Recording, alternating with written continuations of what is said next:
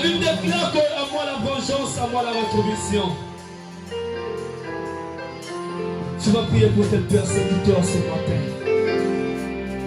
Oh, et rebondir dans la bataille. Parce que quand votre volonté est ensemble, que ensemble attend le lot, yosa nani pour le juger. Yosa nani. Ça va le vivre, ça y va goûter na yo. Ça y va persécuteur ya vie na yo. Le gars qui n'a point peur. Pardon leur car ils ne savent pas ce qu'ils font. Le père tombe le lot que peut ça va goûter na leur boko na Nzambe. Que Nzambe alibisa. Que Nzambe akite sa mawana ye. Que Nzambe azala juge azala avocat na yo na tombo le lot. Bala ko bonde la bisika yo zali. Libérer mon thème à yo. Il y a le mission que vous avez que pas là. Ce que vous avez les caméras la moto. Oh, c'est gars là les libiciers pas les motos là. Oui, il y a la tombe à l'eau. Puis décharger Zambé à l'ibissa. La persécution à vous. Prions là où tu es. Commence à prier là où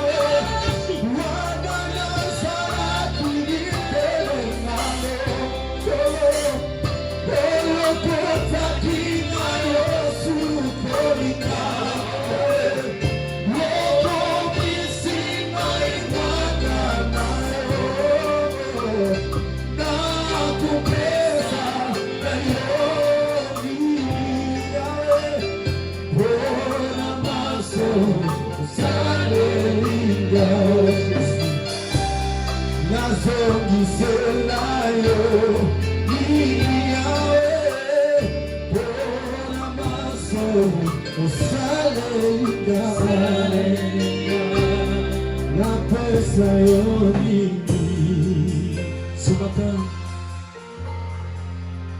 tu vas demander que ça fait. Nous avons vaincu à cause de sang de l'agneau. Mais qu'il a quoi ça va chaîne. Et que ça blocage à cause de la sang. Et que ça va accident hélicoptère. Mais qu'il a dit dans la jeunesse comme on laisse. Oh, dans la jeunesse, c'est hélicoptère.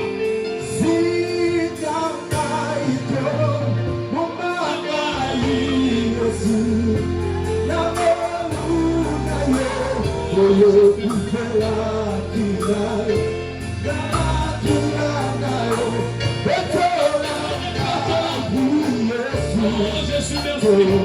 Mais c'est pas ça que vous devez les passer pour puissance.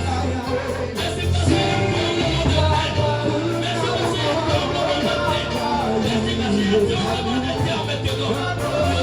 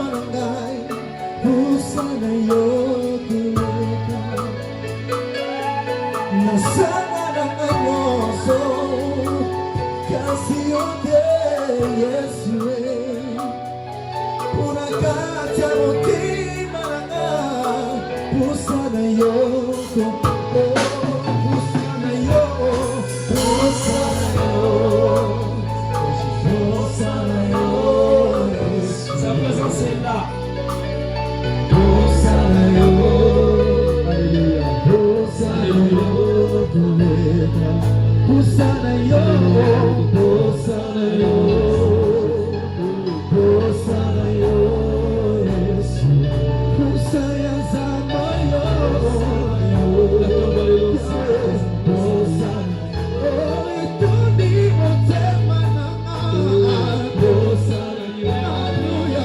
Remplis son cœur.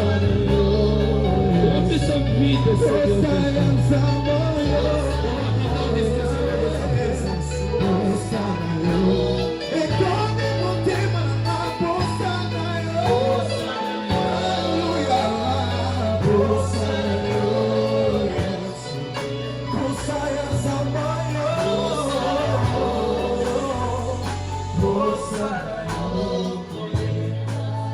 avec tout le respect que je te dois.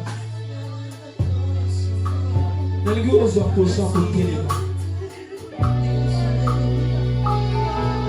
La Bible déclare que sans le Saint-Esprit, nous ne pouvons rien faire.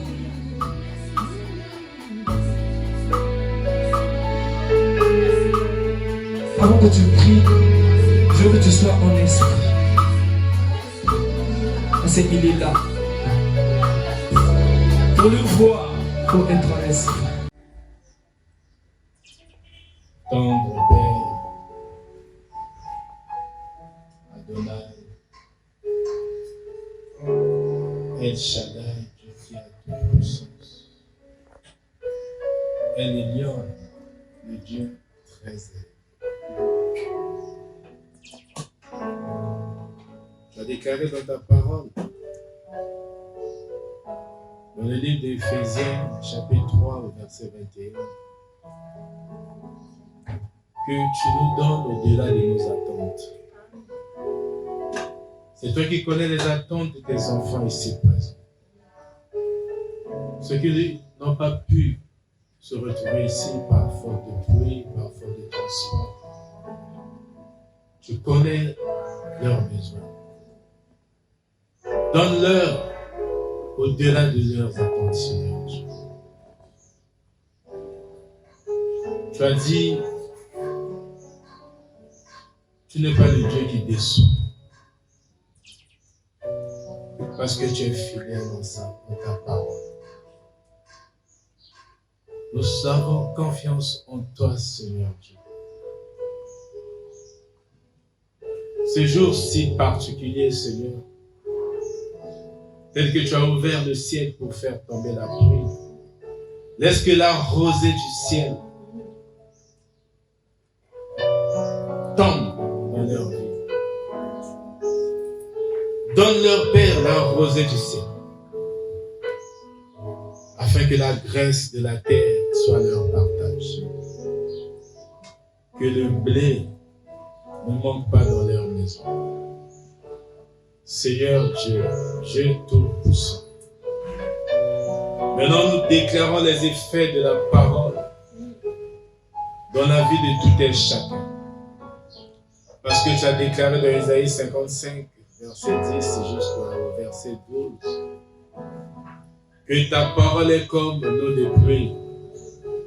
Ça ne peut pas repartir au ciel sans avoir arrosé, fécondé la terre et donner la semence pour la prochaine saison au cultivateur. Ainsi, il en a pour ta parole, qu'il ne peut pas te revenir sans avoir accompli sa mission.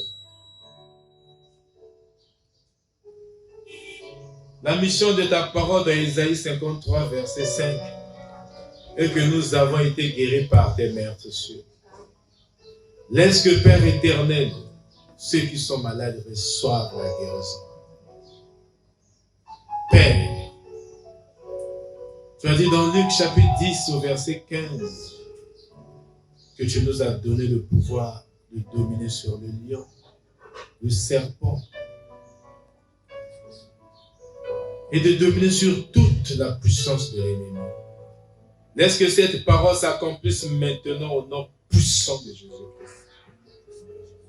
Que tout lien familial tombe au nom puissant de Jésus-Christ. Seigneur Dieu, parce que tu l'as dit, nous le disons aussi et nous croyons. Car tu es un Dieu puissant, un Dieu merveilleux.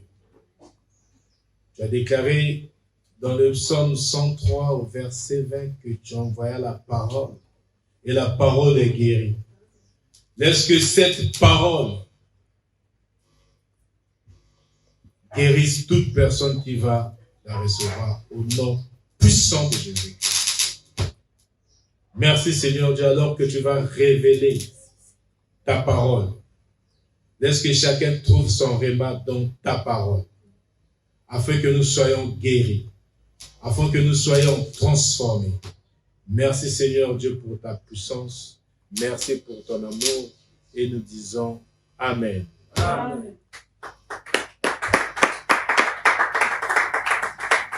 Veuillez vous asseoir.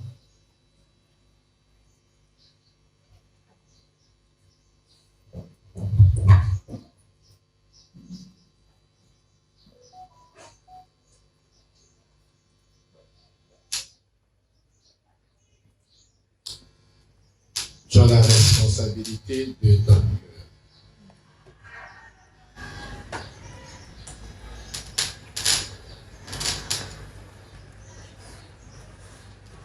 La Bible dit dans le psaume, Proverbe, 4 au verset 23.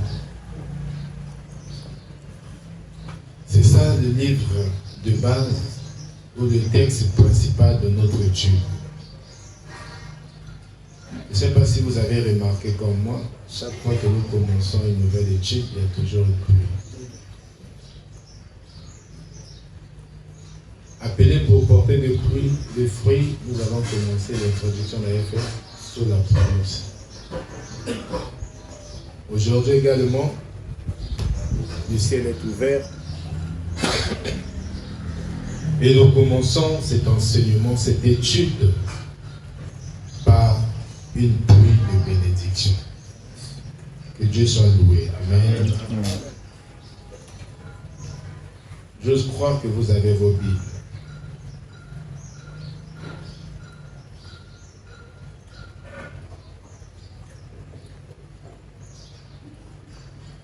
Proverbe chapitre 4, verset 23, nous allons lire ensemble au nom de Dieu. Commençons par la version du second, qui est la version la plus répandue. Garde ton cœur plus que toute autre chose, car de lui jaillissent les sources de vie. Garde ton cœur plus que toute autre chose dans le monde. Nous allons lire différentes versions, comme je viens de dire. Le français courant nous dit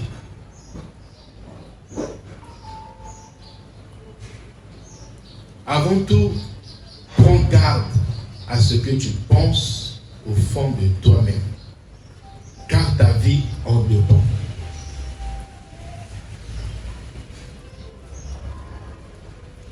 La version d'Arby. Garde ton cœur plus que tout. Garde ton cœur plus que tout ce qui se garde. Car de lui sont des issues de la vie. La version Martin.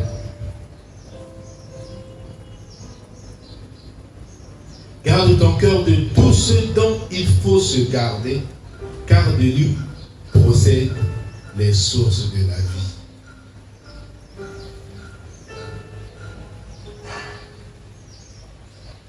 La Bible de Tours.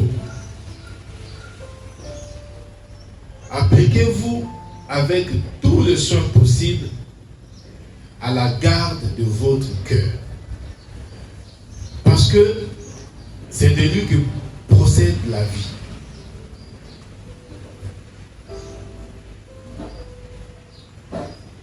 La Bible comprend. Appliquez-vous. Garde ton cœur avant toute chose, car de lui jaillissent les sources de la vie. Ça, c'est comme lui, c'est bon. La Bible dit ça. Appliquez-vous avec tous les soins possibles à la garde de votre cœur, parce qu'il est la source de la vie. La Bible vigoureuse. Garde ton cœur plus que tout ce que l'on conserve, car c'est de lui que sortent les sources de la vie. Amen.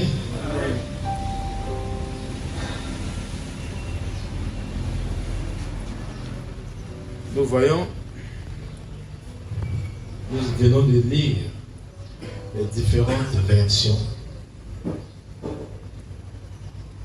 de la traduction de la Bible concernant le cœur.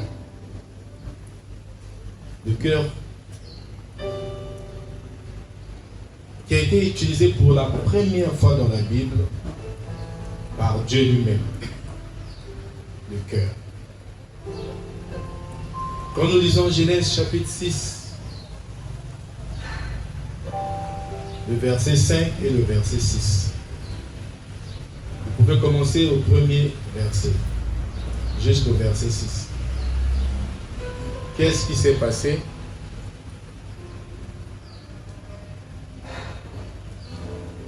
Après le déluge, j'avais constaté que le monde était devenu très méchant. Les gens se comportaient très mal. Ils avaient la méchanceté dans leur cœur. Et c'est là où Dieu avait dit, au verset 6, grâce au cœur, ou pas grâce, mais à cause du cœur de l'homme ou de la méchanceté de l'homme, Dieu s'est repenti d'avoir fait l'homme. Dieu s'est repenti d'avoir créé l'homme. Et il a pris la décision d'enlever l'esprit, son esprit, dans l'homme. Car l'homme n'est que chair. Amen. Dieu est merveilleux.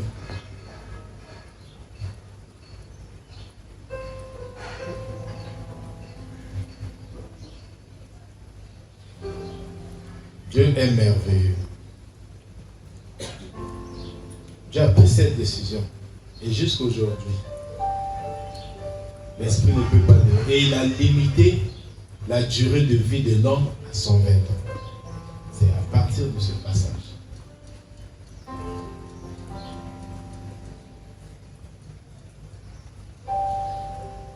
Nous allons étudier le cœur.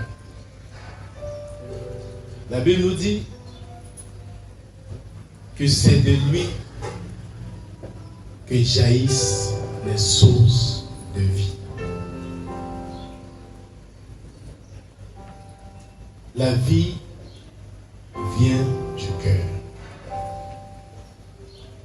Le cœur englobe pas seulement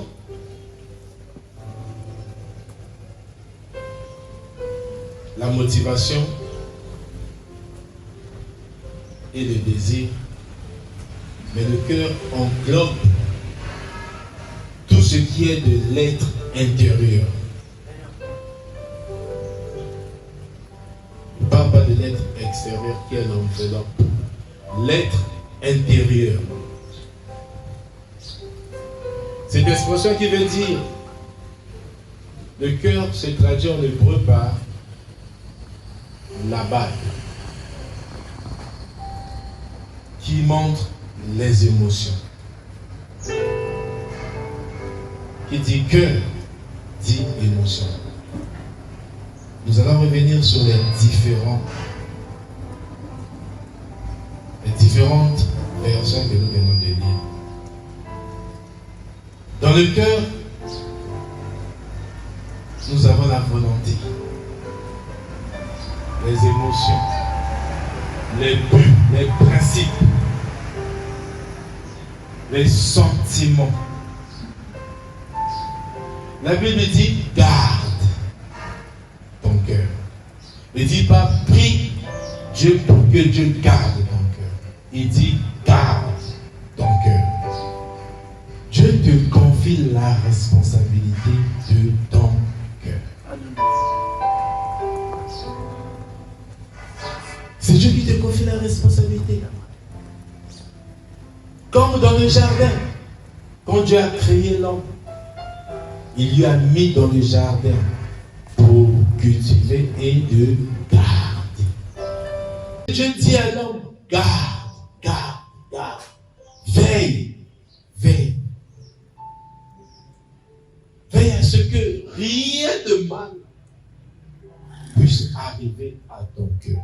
Il ne dit pas, demande à ton pasteur. Cherchez des prophètes pour garder votre cœur.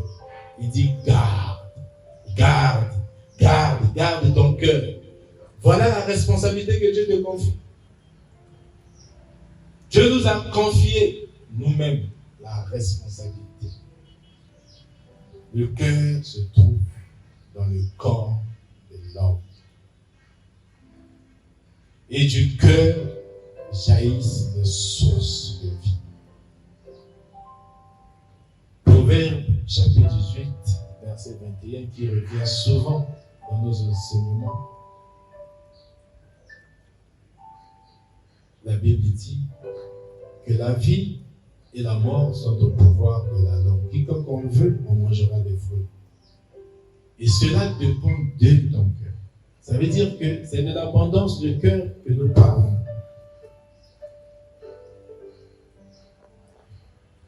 Aujourd'hui, nous faisons l'introduction de cette étude.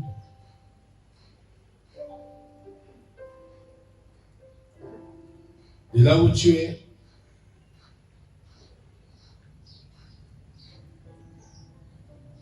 dispose ton cœur pour recevoir quelque chose. La base, c'est le cœur. C'est le cœur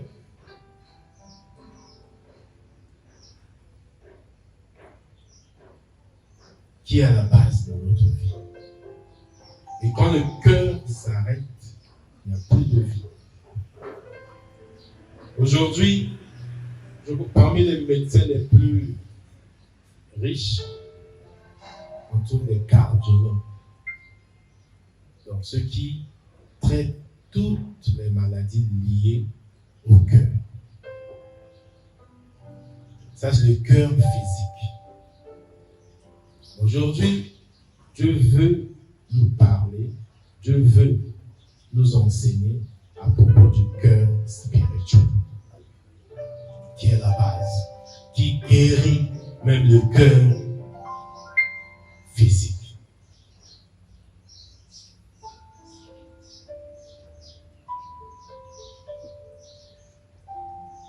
Dieu a un cœur. Genèse chapitre 1, verset 26, Dieu dit, faisons l'homme à notre image et à notre ressemblance. Si l'homme a un cœur, donc Dieu a un cœur. La pauvre main, il donne la loi et il agit aussi selon son cœur. Il a dit à David, l'homme selon mon cœur.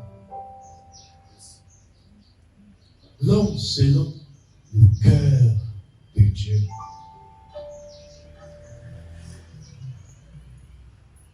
Nous allons donc commencer notre étude par ce passage de Jean chapitre 8. Du 1er jusqu'au 10e verset.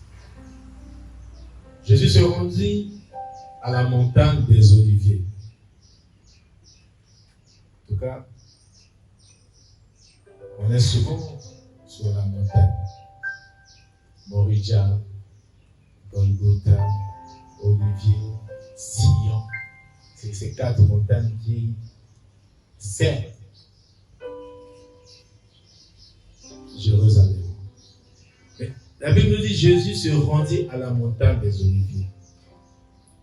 Mais dès le matin, il alla de nouveau dans le temple et tout le peuple vint à lui. S'étant assis, il les enseignait. Alors les scribes et les pharisiens amenèrent une femme surprise en adultère. La plaçant au milieu du peuple, ils dirent à Jésus, Maître, cette femme a été surprise en flagrant délit d'adultère. Moïse, dans la loi, nous a ordonné de lapider de telles femmes. Toi donc, que dis-tu? Il disait cela pour le prouver, afin de pouvoir l'accuser. Mais Jésus, cet homme baissé, écrivait avec le doigt sur la terre. J'aime bien ce passage. Mais Jésus, cet homme baissé, écrivait avec le doigt sur la terre. Comme il continuait à l'interroger, il se releva et leur dit que celui de vous qui est sans péché jette le premier la pierre contre elle.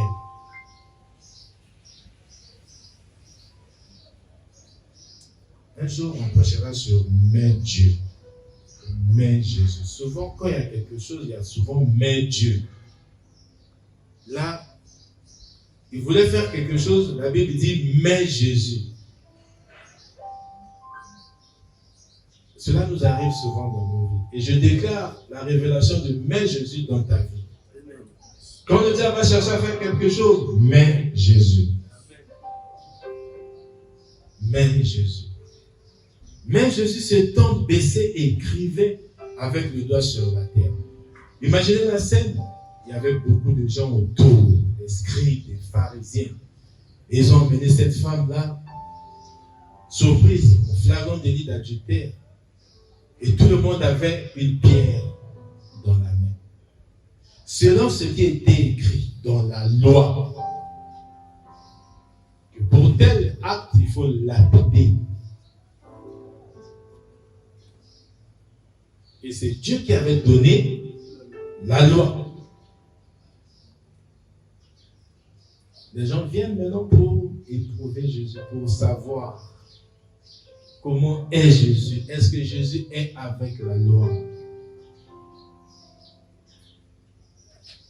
Jésus écrivait sur la terre. On n'a pas dit sur le carreau, sur les tapis, mais sur la terre. Quand on écrit sur la terre, ça laisse des traces. Moi, je crois que Jésus disait, Guy, toi, tu as fait ceci hier soir. Junior, toi, tu as fait ceci. Sœur Intel, toi, tu as fait cela.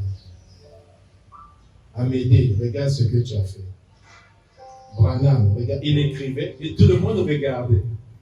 Après, il s'est levé. Oh. Celui qui n'a rien fait, qui n'a jamais péché, jette. Le fait qu'ils ont tous vu ce qu'ils font, personne n'a eu le courage.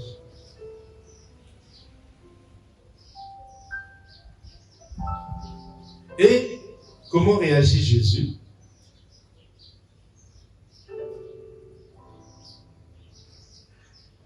Et s'étant de nouveau baissé, il écrivait sur la terre. De nouveau. Il continuait à écrire. Parce que certainement, je dis certainement, il y avait des gens qui n'avaient pas vu leur propre péché. Et lui, il continuait à écrire. Toi, mon frère, tu as fait cela. Il les a regardés, mais pourquoi je condamne celle qu'on a attrapée, mais moi, on ne m'a pas attrapé. Et tout le monde a vu. Donc, moi aussi, on peut me lapider. Qui comprend quelque chose? Et quand ils entendirent cela, accusés par leur conscience,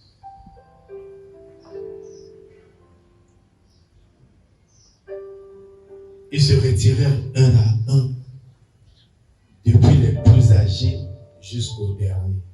Et Jésus resta seul avec la femme qui était là au milieu. Alors s'étant relevé, et ne voyant plus que la femme, Jésus lui dit, « Femme, où sont ceux qui t'accusent? » Mon frère, ma soeur, où sont aujourd'hui ceux qui t'accusent?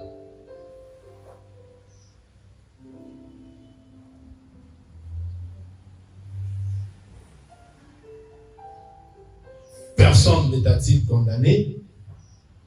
Elle répondit, non Seigneur. Et Jésus lui dit, je ne te condamne pas non plus. Va et ne pêche pas. Ce passage nous montre la loi de Dieu et le cœur de Dieu. Jésus étant Dieu, il agit maintenant avec son cœur. Il y a la loi, et lui il a dit non, je suis la grâce. Je suis la grâce. Jésus veut nous montrer par ici que nous devons avoir le cœur de Dieu. L'homme regarde à l'apparence, mais Dieu regarde le cœur. Ce n'est pas la haine qui sauve, mais c'est l'amour qui sauve. Jésus a montré l'amour. Et il est allé jusqu'à la croix pour toi et moi.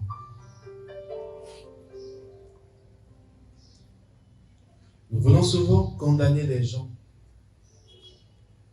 Nous voulons souvent juger les autres.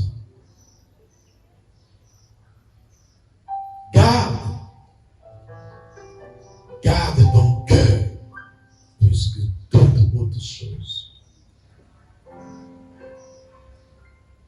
C'est par la même mesure que tu es en train de juger les autres qu'on va te juger.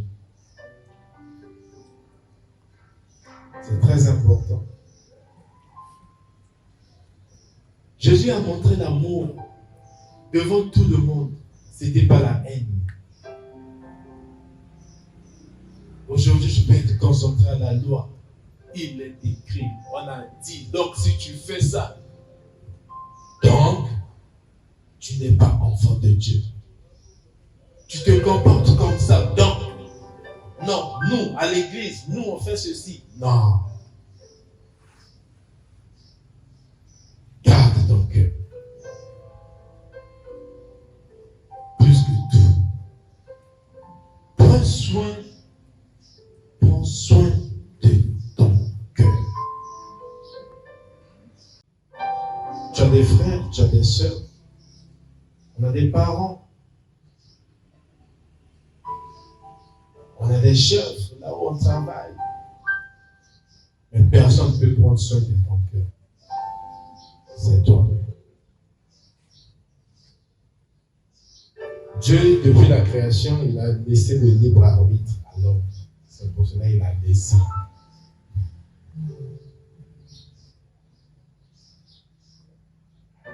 Il y a des gens qui se croient plus saints. Même le mot saint. Ils se disent plus saints que les autres. Dieu, maintenant qu'il nous a ouvert le ciel, il veut que nous prenions soin de nos cœurs. Et c'est la responsabilité de tous les gens. Le pasteur, le docteur, l'enseignant, le prophète, l'évangéliste enseigne. Mais c'est toi qui dois prendre soin de toi-même, de ton cœur.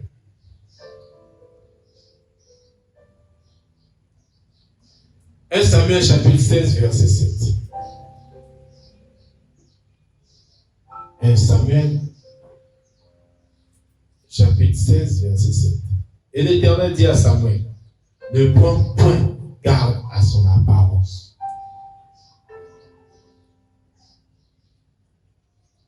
Et à la hauteur de sa taille, car je l'ai rejeté. L'Éternel ne considère pas ce que l'homme considère.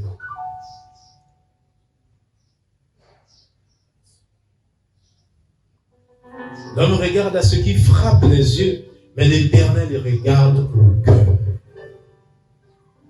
Voilà. L'homme aime condamner.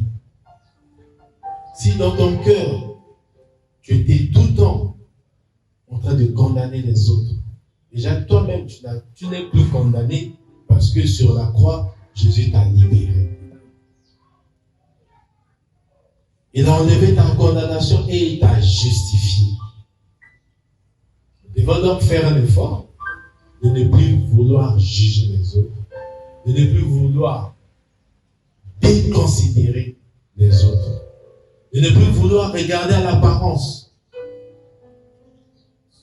Parce qu'il est bien habillé, parce qu'il est toujours soigné. Donc, dès que je le vois, il n'est pas propre sur lui. Pourquoi lui accorder la valeur? Non. Je ne vous appelle pas à ça.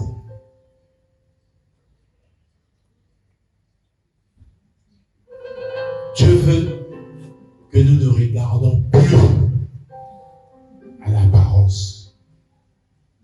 On dit que l'apparence est trompeuse. Effectivement. Ceux qui sont souvent déconsidérés, c'est ceux-là parfois que Dieu utilise le plus. Si tu te sens déconsidéré quelque part, dis-toi que Dieu va beaucoup agir sur toi. Ne te plains pas. Ne te plains pas. Laisse les autres te déconsidérer. Mais toi, ne déconsidère personne.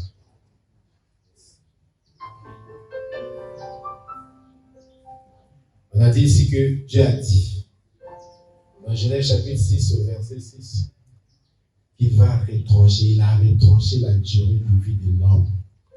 Parce que Noé, qui a fait plus de 700 années, et après il a dit non, mais il y a trop de méchanceté. Je réduis à 120 ans. Même jusqu'à présent, pour avoir des gens de 120 ans, ils sont presque pas. Ça traduit quoi? La méchanceté. Et parce qu'il y a trop de méchanceté dans le cœur. Le cœur donne la vie. Quand vous remarquez, on parle en Inde, en Chine, il y a des vieillards.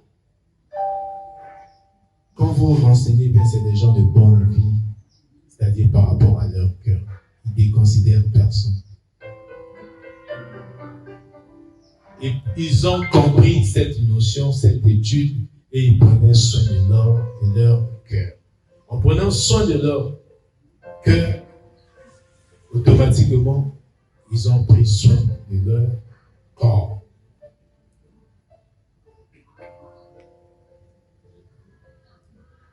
L'homme ne peut pas regarder le cœur. Aujourd'hui, dès que nous sommes, même pour les frères qui suivent, personne ne peut dire qu'il connaît le cœur de l'autre. On connaît l'apparence. Il n'y a que Dieu qui connaît le cœur. Parce qu'il vit au-dedans de nous. Amen. Les apparences. Ne vivons pas par rapport aux apparences. Dieu nous demande de prendre soin de notre corps. de notre cœur. De mon corps, cœur, se rapproche. Donc nous devons surveiller, veiller sur nos sentiments. Veiller sur nos émotions. Veiller sur nos pensées. Le cœur, c'est la source de toute action. Toute action que nous faisons, ça vient du cœur. Il y a des gens qui passent des journées sans sourire. On peut déjà imaginer parfois l'état de leur cœur. Parfois nous jugeons, on n'a jamais vu un tel prier. Donc c'est un enfant du diable. Mais est-ce que nous regardons son cœur? Ou parce qu'un tel n'est pas avec nous, donc ça c'est l'apparence. La vie, c'est pas l'apparence. La vraie vie, c'est le cœur. On peut remplir ici. Nous pouvons remplir cette église. Nous pouvons remplir cette assemblée. Quelqu'un peut venir, il dort même à l'église. Il se réveille à l'église. Il nettoie, il balaye, il arrange. Il est toujours au service de l'église. Mais il n'a pas donné son cœur à Dieu. Et celui qui, une seule fois l'année, a mis pied à l'église, mais il a donné tout son cœur à Dieu. Si Jésus est mort sur la croix, c'est pas pour que nous ayons des églises. C'est pas pour que nous ayons des religions. C'est pour que nous ayons intimité avec lui. Pour qu'il agisse dans nos cœurs. Apocalypse chapitre 3, verset 20. Voici, je me tiens, je frappe. Il est là devant ton cœur. Ouvre, il va entrer. Et s'il entre, tu auras les mêmes sentiments que lui. Donc, Galates chapitre 2, verset 20, Paul dit, ce n'est plus moi qui vis, mais Christ qui vit en moi. Si Christ vit en toi, tes sentiments sont contrôlés. Tes pensées que tu gardes sont contrôlées. Les pensées, on a des pensées qui nous traversent. Comme j'avais dit la fois dernière, nous ne pouvons pas empêcher aux oiseaux de survoler au-dessus de nos têtes. Ce que nous pouvons faire, c'est d'empêcher que ces oiseaux pondent des nids dans nos chemins. Ça veut dire, les idées, quand tu passes, tu rentres dans le bus, tu montes dans une voiture, tu es dans le travail, tu es à gauche, à droite, partout là où tu fais ton commerce, et des gens viennent avec des idées, ils racontent tout. Tu peux pas interdire aux gens de parler. Mais c'est de filtrer tes pensées.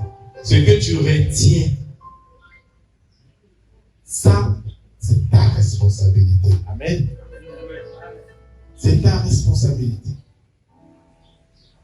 Souvent, on est exposé à beaucoup de choses. Les gens viennent, ils racontent, tu le vois, là où il est, là. Mais les gens, ils parlent avec sa bouche, les oreilles écoutent, et choisis ce que tu dois retenir. Observez toutes choses, retenez ce qui est bon. C'est ce que Paul avait dit aux Thessaloniciens. Observez toutes choses. Examinez. Mais retenez ce qui est bon. C'est ça la responsabilité du cœur.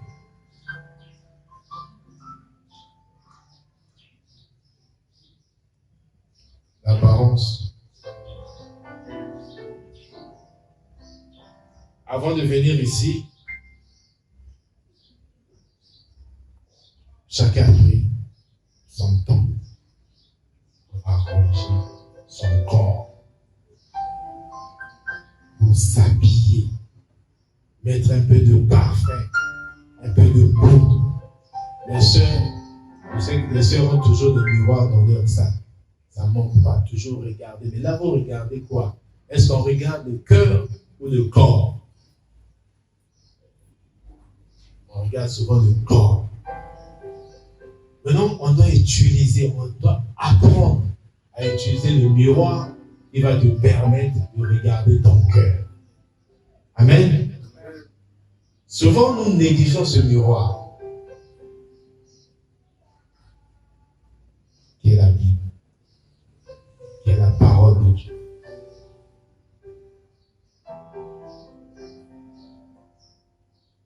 On se balade avec des miroirs, on regarde tout dans le corps. Si on pouvait aussi prendre du temps comme ça pour regarder notre cœur avant de sortir. Dieu est bon. Dieu est infiniment bon. Jean 3,16 revient encore. Le monde n'aime pas Dieu. C'est l'Église qui aime Dieu. Mais Dieu a tant aimé le monde. Voilà comment Dieu est amour. Il a aimé le monde qui ne l'aime pas, le monde qui rejette tout en Dieu. Mais Dieu aime le monde. Il nous montre que ce n'est pas la haine qui change. Amen. Amen. Et c'est l'amour qui peut changer. C'est l'amour qui peut transformer. Parfois nous perdons notre temps pour rien. Moi, quand je regarde, je vois, il n'y a que 24 heures dans la journée. Que 24 heures. Toute une journée, 24 heures seulement. Mais on perd, on gaspille ce temps précieux à penser à des choses inutiles.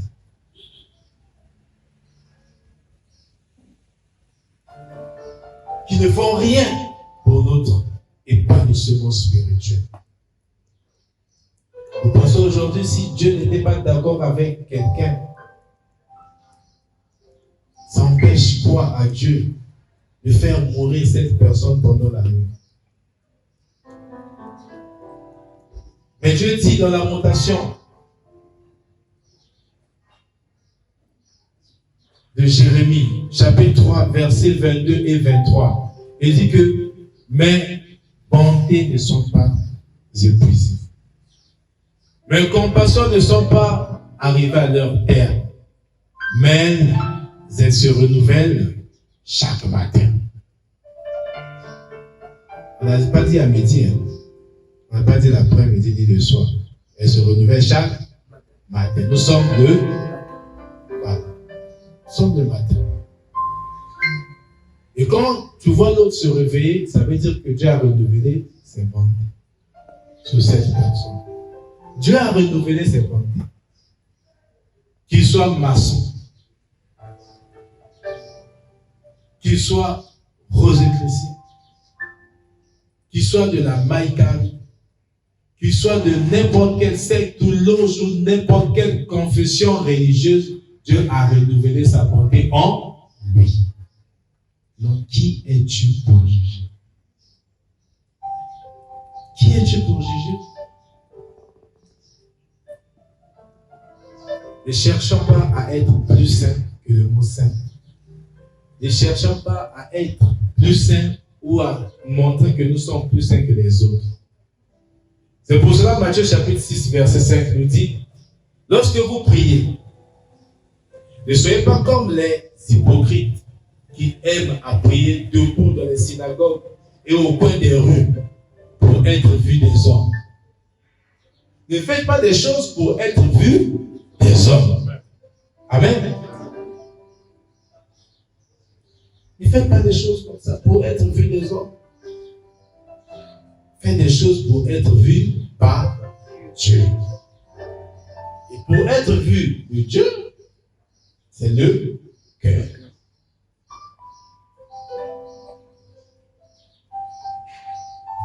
Je remonte 1 Samuel 16, verset 7. Et l'Éternel dit à Samuel, ne prends point soin, ne prends point garde à son apparence et à la hauteur de sa taille.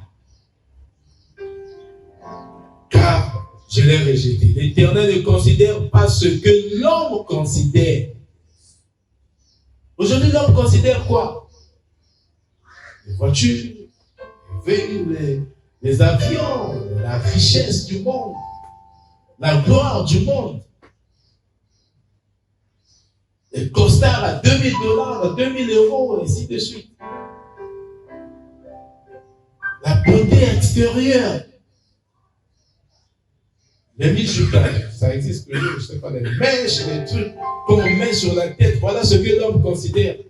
Quand une fille, une sœur se balade, on voit qu'elle n'a pas de cheveux, on la regarde même pas. Mais quand on voit les mèches, et pourtant derrière les mèches, parfois elle n'a pas de cheveux. Mais elle a juste enlevé ça, elle est naturelle, on ne la voit pas. Voilà ce que l'homme est. Ce que toi et moi nous sommes. Maintenant, Dieu veut que nous ne soyons plus comme ça. C'est pour ça qu'il nous rappelle la responsabilité que nous avons. La responsabilité que Dieu nous a donnée, qui est celle de prendre soin de notre cœur, qui est la source de vie.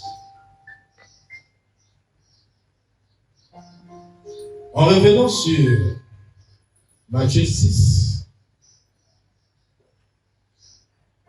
maintenant verset 6 aussi, même quand tu pries, entre dans ta chambre, ferme ta porte et prie ton Père qui est là dans le lieu secret. Et ton Père qui voit dans le secret te le rendra. Qu'est-ce qui est le secret? Rentre, tu fermes, c'est où ton cœur? Tu ne dois pas prier pour que les autres disent que voilà, ils prient. Non.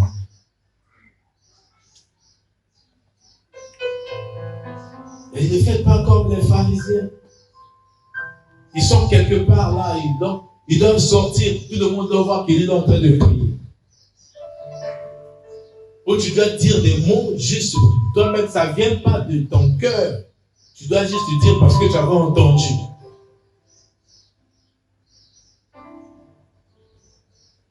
Qui reçoit quelque chose? En priant, ne multipliez pas de vaines paroles. Comme les païens qui s'imaginent qu'à force de paroles, ils seront exaucés. Le cœur. Ne leur ressemblez pas, car votre Père sait de quoi vous avez besoin, car il est au-dedans de toi. Il sait. Tu es devant les gens, où tu vois beaucoup de gens, un rassemblement de gens, un groupe de personnes, tu passes, tu veux seulement voir ta Bible pour qu'on dise que toi tu es chrétien. Attention, prenons soin de nos cœurs. Et quand nous faisons des choses pour impressionner les autres, on peut qu'impressionner l'homme. Dieu n'est pas impressionné par l'apparence. Amen. Dieu n'est pas impressionné par l'apparence.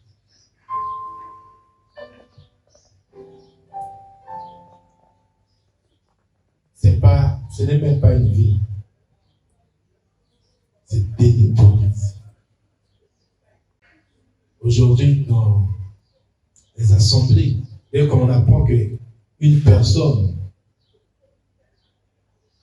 a commis quelque chose ou un péché, quelque chose de mal, on cherche à le rejeter. Mais comment cette personne va changer? Et non, il doit faire la pénitence, il doit faire. Mais parfois, la personne qui parle là, elle-même, la nuit, ce qu'elle a fait, elle a même peut-être survolé toute l'Afrique, l'Europe, dans un avion, des sorciers. Maintenant, simple personne, parfois, quelqu'un qui a juste parlé, ou qui est tombé enceinte, c'est une vie qui arrive, et vous voulez se dire, non, il ne doit plus prier, il ne va plus faire ceci, parce que c'est visible. Dieu ne regarde pas l'apparence. Amen. Voilà. Dieu ne regarde pas l'apparence. Quand tu vois une personne, tu ne connais pas comment cette personne est avec Dieu. Ne jugez pas la relation d'une personne avec son Dieu. Que Dieu m'aime plus que tout le monde. C'est bien. Tu peux dire, Dieu m'aime plus que tout le monde. Mais Dieu aussi aime l'autre. Parce qu'il a tant d'aimer. Il a donné. Et quand il donne, celui qui croit est sauvé. Toi, tu crois, lui aussi il croit, mais tu penses que toi, tu crois plus que l'autre. Parce que soit tu as une activité dans l'église, et l'autre vient pour écouter la parole. Toi, tu peux lui dire que non. Moi, parce que j'enseigne la parole, je suis plus quelqu'un. Non.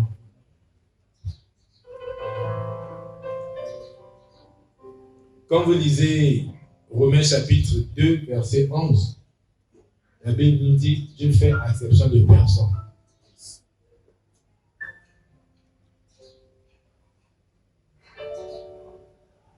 Dieu fait exception de personne. Il dit la même chose dans Galates chapitre 2, verset 6. Et dans Éphésiens 6, 9. Pour lui, on est tous pareils. Il ne fait pas exception pour dire que non, Dieu m'aime plus que les autres. Non. Il ne faut pas faire comme les gens. Les disciples, Jean. C'est lui-même qui avait dit qu'il était le disciple le plus aimé par Jésus. Matthieu n'a jamais dit ça. Marc n'a pas dit ça. Luc non plus. Il n'y a que lui-même. Vous trouvez cela seulement dans Jean.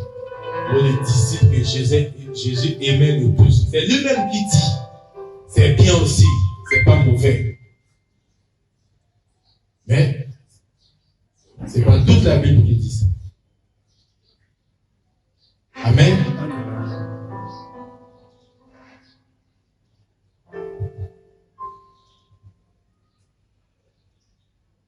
Luc chapitre 8, verset 9.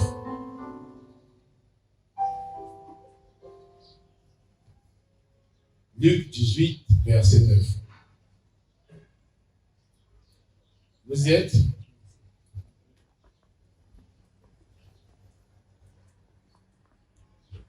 Il dit encore cette parabole. En vue de certaines personnes se persuadant qu'elles étaient justes et ne faisant aucun cas des autres. Car on aura beaucoup à dire sur le cœur.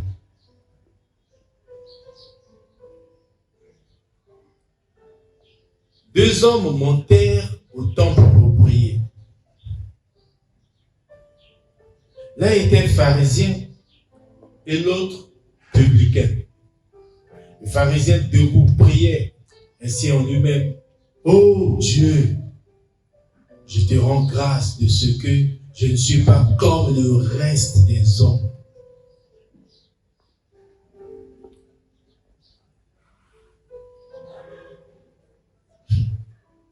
Quelle prière. Oh Dieu, je te rends grâce de ce que je ne suis pas comme le reste des hommes. Il dit, il n'est pas comme le reste des hommes. C'est sûr qu'il avait fait ça. Je ne suis pas comme le reste des hommes. Qui sont ravisseurs, injustes, adultères, ou même comme ce publicain. Ils étaient deux, hein? Le pharisien et le publicain. Le publicain, c'est comme les gens des impôts. On pense qu'ils sont toujours des voleurs, ou les gens du trésor, ainsi de suite. Parce qu'ils récoltent les impôts. Donc quand tu vois, oh, je ne suis pas comme ce publicain. Tu pries, toi tu pries avec Dieu, mais comment tu peux dire je ne suis pas comme l'autre? Il regarde l'apparence. par rapport à son travail, par rapport à la réputation des publicains. Il dit qu'il n'est pas comme lui. Il dit, je ne suis pas comme ceux qui sont des ravisseurs, qui sont injustes, adultères.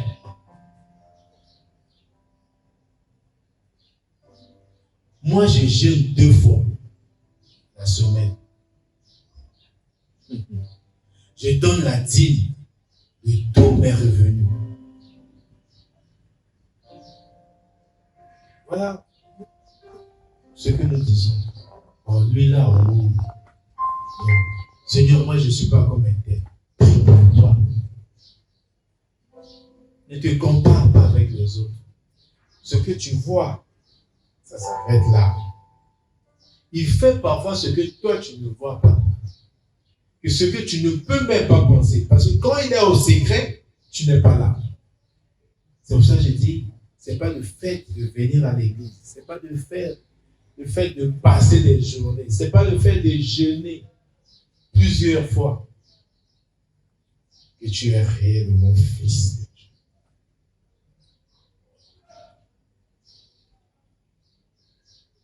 Ce n'est pas aussi le fait que tu appartiennes à une église qui est construite peut-être dans les airs que tu vas te dire que je suis fils de Dieu.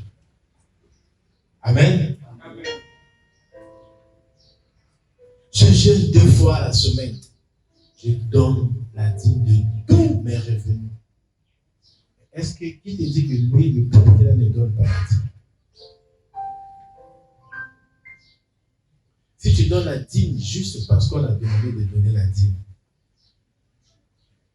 tu donnes pour que le pasteur, le responsable de l'église dise que oui, ça c'est quelqu'un de bien.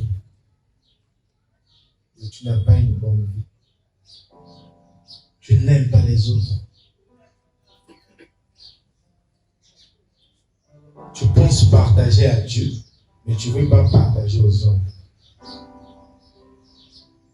Prends soin de ton cœur. Écoutez maintenant la prière du publicain. Le publicain, se tenant à distance, n'osait même pas lever les yeux au ciel. Mais il se frappait la poitrine en disant, oh Dieu,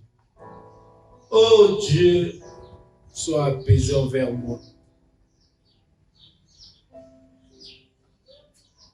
Qui suis un pécheur. Voilà. On a prié. 1 Jean chapitre 1 verset 9. 1 Jean chapitre 1 verset 9, la Bible dit, si tu confesses tes péchés, il est juste de Dieu. Pardon. Et le publicain était dans la logique.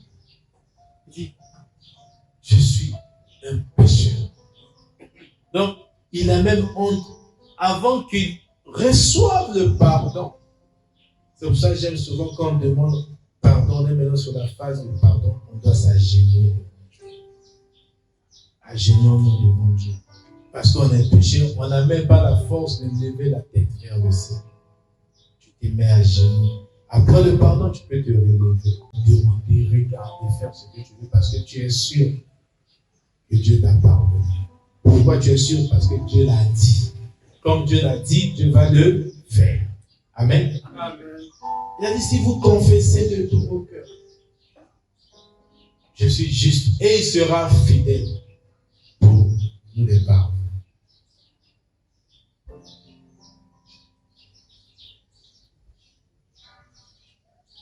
Je vous le dis, verset 14, celui-ci descendit dans sa maison justifié, plutôt que l'autre, car quiconque se lève sera abaissé. Et celui qui s'abaisse sera élevé. Amen. Amen. Tu choisis quoi? Se lever pour être abaissé? Ou tu choisis être abaissé? Tu te rabaisses pour être élevé.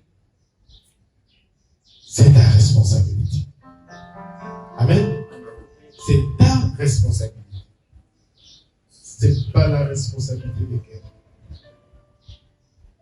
C'est ta responsabilité.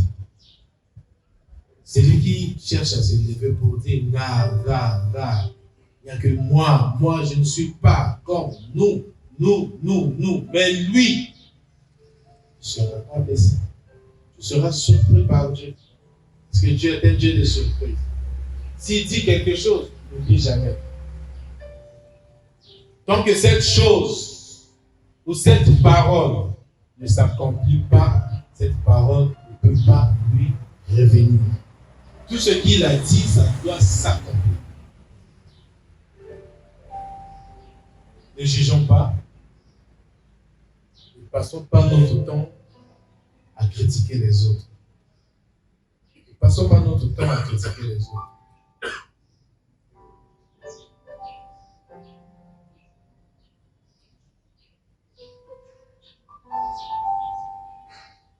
Philippiens, chapitre 2, versets 1 et 2.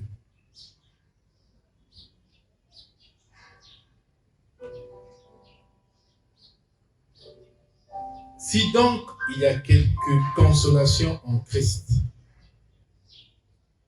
s'il y a quelque soulagement dans l'amour, s'il y a quelque union d'esprit, s'il y a quelque compassion et quelque miséricorde, rendez ma joie parfaite. Ayant un même sentiment, un même amour, une même âme, une même pensée. Ne faites rien par esprit de parti ou par vaine gloire,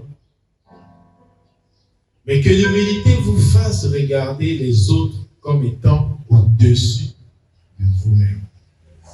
C'est par là que nous allons arrêter pour notre introduction du Père.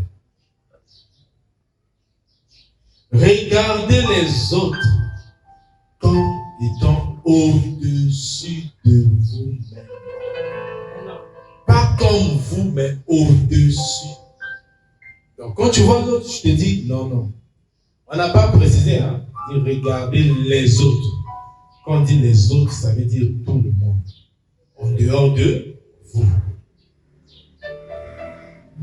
Qui travaille pour vous.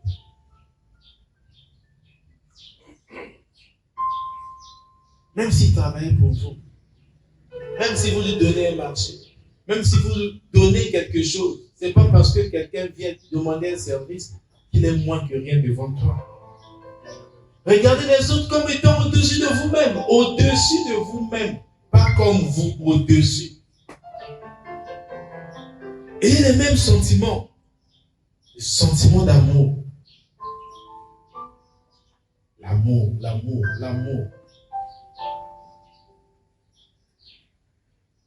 Parfois, quand tu regardes d'où tu viens, ton comportement, ton vieil homme, et tu regardes ce que tu es aujourd'hui, tu dis, ah, Seigneur, pense aussi à ceux qui sont encore dans ce monde-là. Comment est-ce que je faisais ces choses? Mais tu vas comprendre que tu ne pourras pas critiquer. Parce que vient un moment, tu faisais la même chose qu'eux. Mais ce que tu vas faire, c'est quoi? Prier pour eux. Parce que certainement, Dieu aussi avait écouté les prières des gens pour moi. Qu'est-ce que moi je fais? Je fais autant. C'est pour ça que la Bible nous parle des mêmes sentiments. Quand on parle des sentiments, des mêmes pensées, c'est-à-dire ayez le même type de cœur. Amen. Quand vous regardez la Bible, ceux qui ont la concordance ou ceux qui ont le temps de faire des recherches, vous tapez seulement le mot cœur.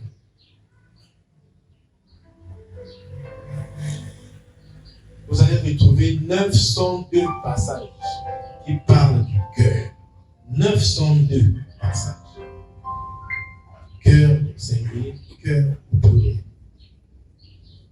pour dire que Dieu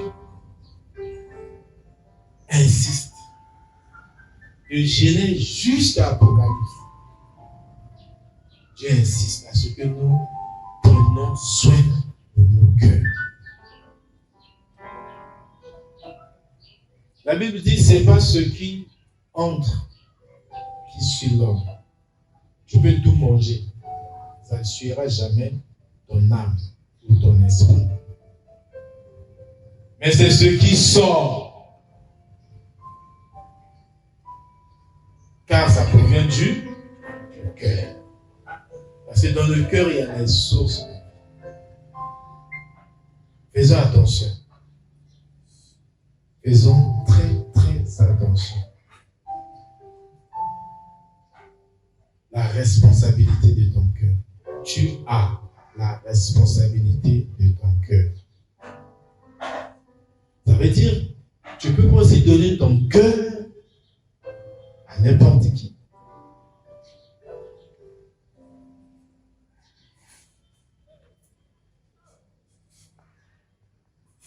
Tu ne peux pas donner ton cœur à n'importe qui. Tu donnes la responsabilité de ton cœur à n'importe qui. Jésus a dit, ce qui est à mon Père est à moi. Et ce qui est à moi, je vous le donne.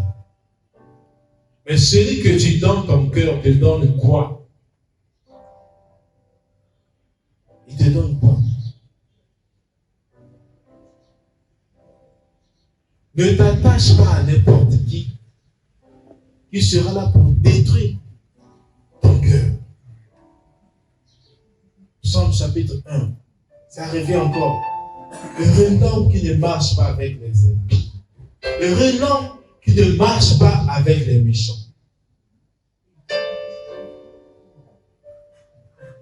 Mais heureux celui qui prend plaisir à la parole de Dieu. Il est comme un arbre qui est planté à côté d'un courant d'eau, dont les racines sont dans l'eau, et qui tire la sève. L'eau vient du ciel et la terre dépend du ciel. Celui dont tu donnes ton cœur,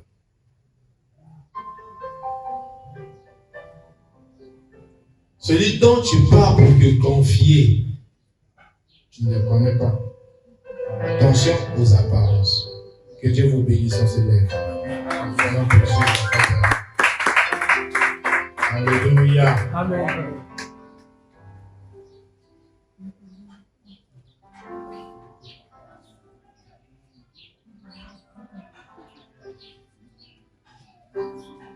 Nous allons prier. Père éternel, Dieu de gloire, Dieu tout-puissant, alors que tu viens de nous révéler ta parole, laisse que cette parole agisse puissamment dans nos vies. Laisse que les effets de ces paroles que tu nous as enseignées s'appliquent dans la vie de tout et chacun, afin que tu puisses être fier de nous, Seigneur Dieu. Nous voulons te ressembler. Nous voulons avoir les mêmes sentiments que ton Fils Jésus-Christ. Nous voulons nous revêtir de Jésus-Christ afin de manifester sa nature. Père, aide-nous. Aide-nous, Seigneur Dieu. Aide-nous, Seigneur Dieu. Nous avons confiance en toi parce que nous croyons en ta parole. Tu nous as aimés le premier. Laisse que, Père éternel, la parole que nous avons reçue ici aujourd'hui change nos vies. Parce que tu as déclaré dans Jean chapitre 1, au commencement était la parole était avec toi, et la parole est toi. Si la parole est toi, Seigneur Dieu, nous t'avons reçu. Nous ouvrons, Père éternel, nos cœurs afin que tu entres et que tu souffles avec nous. Père, Merci Seigneur Dieu pour ta puissance durant tout ce week-end. Laisse Seigneur Dieu que tous les plans de l'ennemi dans nos vies soient anéantis au nom de Jésus-Christ. Amen. Acclamons le Seigneur.